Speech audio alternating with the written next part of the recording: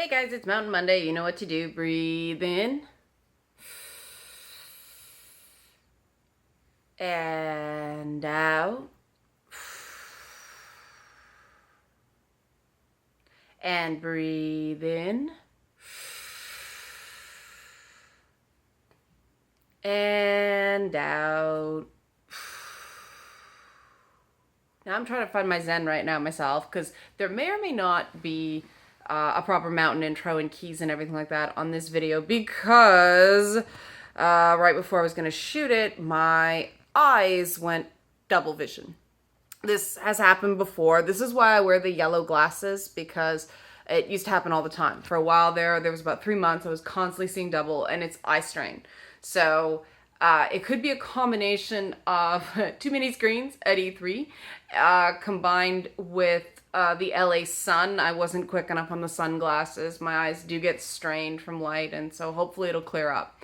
But if it doesn't clear up, I'm not going to sit in front of an editing screen to cut this video. I know you guys understand. But that's not the topic of this. You know, obviously the endurance required for E3 is part of it, but that's not the exact topic I wanted to deal with. I wanted to deal with the fact that, for the most part, people at E3 were very nice. There were a couple people who were not nice. One guy in particular who just, you know, those people who seem to pride themselves on being a not nice person, always trying to be glib and always sort of saying stuff that's edgy, meaning offensive, and, you know, this idea that, well, if you're offended, that's your problem. And, you know, in certain places on the internet, that's absolutely true. You know, you go on 4chan, you're going to get what you get, right? You go on some subreddits, you're going to get what you're going to get. But in a professional environment, which this was, and I'm not going to get into details because I don't want to cause trouble for the other people that are involved. One of the things people have to understand about some of the stuff I do and the way I choose to communicate online is that when I started getting a lot of Twitter followers and a decent number of YouTube subscribers, I had to change the way I do things. And some people say, oh, she subtweets all the time and everything like that. If I call a person out by name, that person gets bombarded. And did they do a bad thing? Yes. Do I think people deserve to be, you know, bombarded by angry tweets because they did a bad thing? No. So it's very, very rare that I will call out an individual on the internet. A company, fine. Yes, someone is paid to handle those angry tweets. But an individual, no. I don't think that's right. I think we can talk about behaviors without talking about people. So lay off on your accusations of subtweeting. It's not that. It's the fact that, you know, I don't want to cause unnecessary grief for someone because of a call out. I don't like call outs. And part of the reason I don't like call outs is if you're wrong, then you've just unleashed the beast on someone who actually didn't deserve it. And I'm hyper aware that there are two sides to every story. I think the last few years in gaming have really, hopefully, made us all more aware of that. I know, you know, I certainly was. And that's part of what this was about the fact that this was someone who was the stereotypical angry geek that doesn't seem to like women much. You know, in talking about being on Grindr when we were supposed to be working, dropping C-bombs in response to a joke about Norman Reedus in that what is it, Death Stranding trailer. And a colleague of mine were kind of wondering, are we going to get full frontal? Are we going to get full frontal male nudity? That's a watershed moment in gaming when we get full frontal male nudity at a press conference. I think, you know, because the only game I've actually seen it in is Outlast. I'm not saying it doesn't exist in other games. I'm sure you're going to get bombarded with comments now where it does. But the only game I've seen it is the first Outlast game. The second Outlast game has a much bigger budget, by the way, and it is still terrifying. I demoed it at E3. But, you know, in response to us saying, you know, using the word penis jokingly, we're gonna see penis. This guy starts dropping C-bombs. Now, an adult knows that the equivalent of penis is not see you next Tuesday. The equivalent of penis is vagina. And I actually said that. I said, that's not the equivalent word. If you want to use a word that's the equivalent of penis, say vagina. He dropped the C-bomb again. And at that point, I just decided this was not someone who was in the mood to be reasonable. And so I just left it. I walked away. I disengaged. And tried to avoid this person as much as possible because there were other people in the room. I was not the senior person there. And if they weren't going to do anything about it, if the situation wasn't going to be handled, I couldn't handle it. And there was no point in causing an issue. You walk away. And I am, a few years ago, I would have made this about, gaming and women and having to include women and everything like that. And remember I said that, there's two sides to every story. Well, now, as opposed to me 2 or 3 years ago, is like, this is just a very socially awkward person who is probably predicting rejection. And so they force the issue through behaviors that are going to get them rejected. I mean, as understanding as you can be with someone, there are certain words that are appropriate in professional settings and certain words that are just not, especially if you don't know someone well. If you've been working for someone for years and you've got in jokes, that's fine. But, there's a basic level of professionalism that you expect in a work environment. And yes, it was a work environment. I know you guys like to devil's advocate on things, and I get it. You want all the details. Again, I have to wait talking about this with causing issues, so I am being a little bit political here. But the point is that I think it's unproductive to dismiss this guy. It happened to be male. There are plenty of nasty women in gaming, so, it's funny because there's a particular publicist that I thought I was the only one who had a problem with her. Again, not naming names because I know better, but it turns out that this particular publicist, everyone I talked to, had an issue with her, and then another former publicist, I found out everyone I talked to, either directly had an issue with him or had heard that people had real trouble with him. So it's interesting. I mean, people do talk, and being cool to people, just being cool to people, is becoming increasingly important in video games because the market has gotten so big, and this is the change, especially with more fans getting into E3 this year. And I love this new old format. This is like what E3 used to be like when I first started going 12 years ago. And it was an enthusiast show, and people were excited, and there were like free things. And I mean, the free things are not like they were. It used to be ridiculous, and I'm glad it's not like that. I mean, giving someone a t-shirt. I'm wearing a Serious Sam shirt from Serious Sam VR. I enjoyed that. But giving someone a t-shirt isn't going to bias them on your product. Giving someone an iPod mini might. Like the gifts at E3 used to be ridiculous. I don't miss those. But I do enjoy the fact that the fans are back. The general public is back. There's a lot of, big fans. And obviously they don't love everything. And obviously you get some of those my franchise is better than your franchise discussions. But it still felt more alive.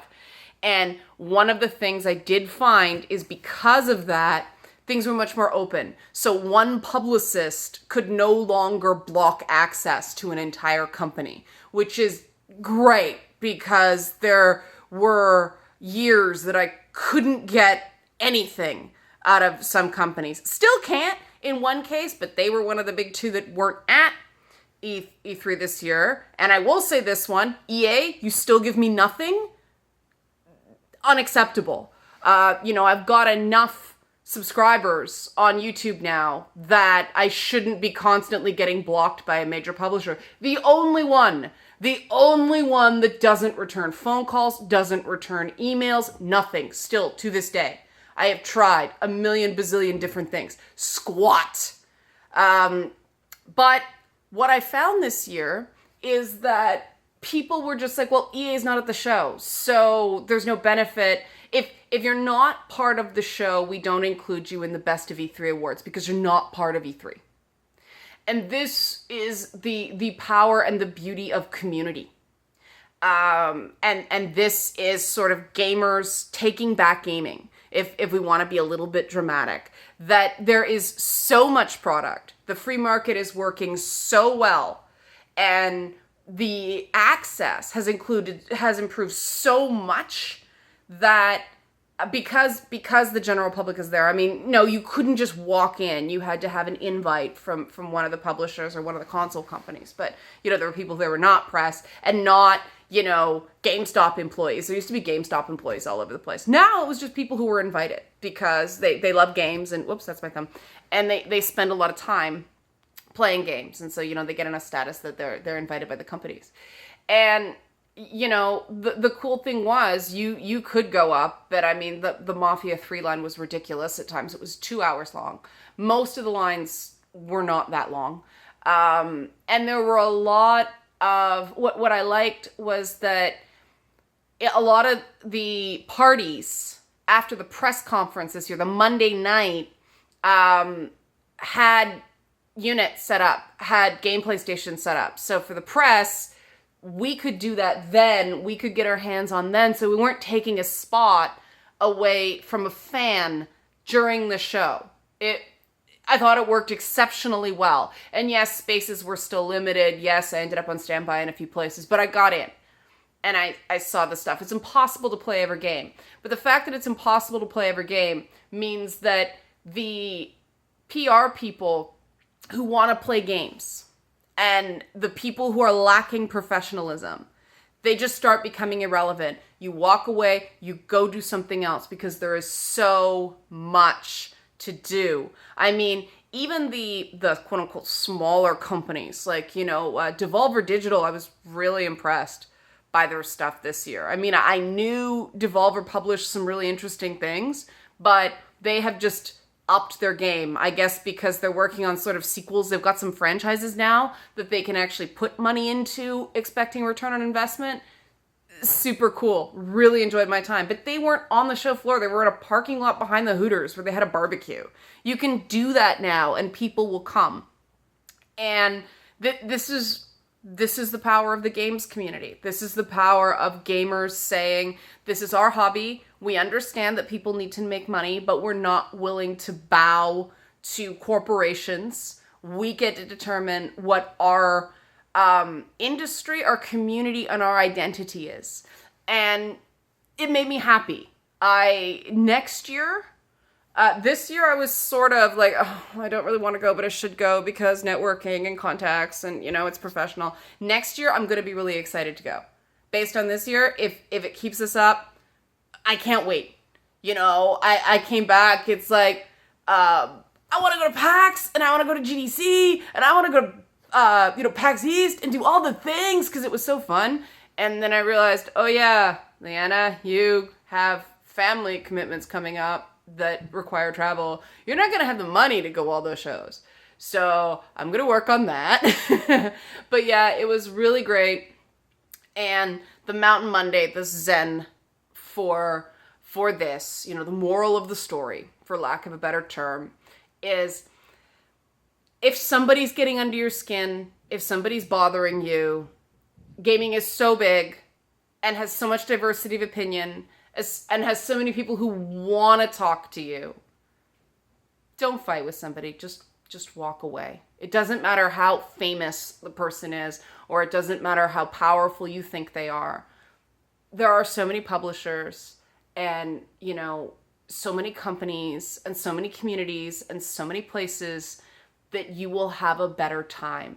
It isn't worth fighting it out because we're here to have fun, right? And the fun is back. At least it's coming back. you know, and the accessibility was up, the attention to detail was up, more food was there, like my checklist of things that I wanted to see improved at E3. It was almost all there, except for one thing that I may or may talk about publicly. I'm not sure yet because I'm going to send my feedback privately to the company and see if that works out, because I think that if you can work it out privately, you'd have to go public with it. That's not a grown-up thing to do. But yeah, I thought you guys would be happy to hear, because I know a lot of you guys who watch my stuff are worried. And I understand why you're worried. So one of the things I'm going to try to do is show more sort of positive things, where if a company really gets it right, I'm, gonna let you guys know, so you know who the good people are, and you know who the good companies are, and you know the companies that treat people like people. I mean, one of the things you guys don't see is how open these developers are to feedback. And I'm not talking like the little indie guys. I'm talking about the big, like, PlayStation games and, like, games with money. They want to know what people think, provided you can do positives and negatives. And what's interesting, a lot of the feedback I gave, they're like, yeah, we're working on that. And yeah, we know we have to make it better. And it was so cool, and it was so respectful. And I just thought you guys should hear this, because these companies do care. Most of them, anyway. They do care. And they want to know what the people who love their products think. They want to know how to service people. Oh, that came out wrong. I mean, really happy to hear that Gears of War 4 is still going to have split screen co-op, even though, Halo took it out to cater to esports. Yay, there's one shooter franchise that is still about people who just play their games to have fun and not catering to this tiny portion of gaming that is about competitive gaming.